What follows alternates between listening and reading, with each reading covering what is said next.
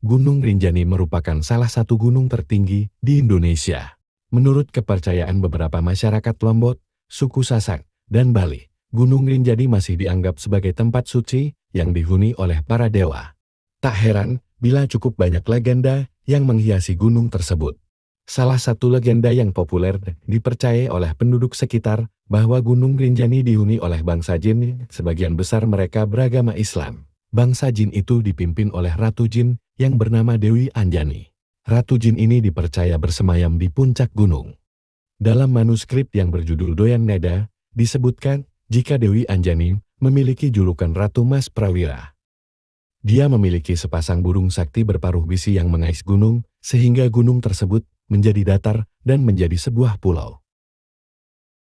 Versi lain menyebutkan bahwa Dewi Anjani adalah Dewi Rinjani. Dia adalah anak Raja Datu Tuan dan Dewi Mas, Raja di Lombok.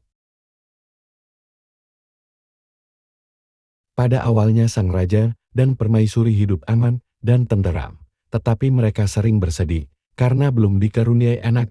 Sang raja kemudian memohon izin permaisuri untuk menikah lagi. Raja Datu Tuan kemudian menikah dengan Sunggar Tutur, putri dari Patih Haur. Dengan kekuasaan Tuhan, Dewi Mas yang mulai tersingkirkan, tiba-tiba hamil. Sunggar Tutul iri melihat kehamilan Dewi Mas, lantas memfitnah Dewi Mas, sehingga sang permaisuri diusir dari istana. Dewi Mas tinggal di Gili dan ditemukan oleh seorang nahkoda, kemudian nahkoda itu membawa Dewi Mas ke Bali.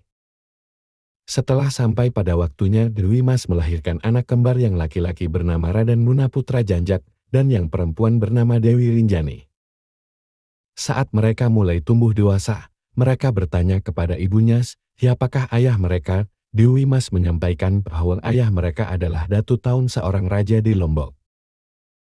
Raden Nunaputra Janjak pun berangkat ke Lombok untuk menemui ayahnya.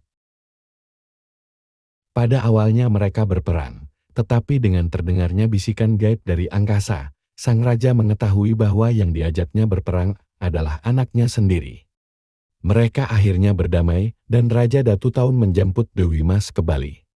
Raden Nunaputra Janjak pun kemudian menggantikan ayahnya menjadi raja. Sementara itu, sang ayah dan putrinya Dewi Rinjani menyepi di puncak gunung bersemedi. Di sini Dewi Rinjani diangkat oleh para makhluk halus menjadi ratu. Sejak saat itulah gunung itu disebut sebagai Gunung Rinjani.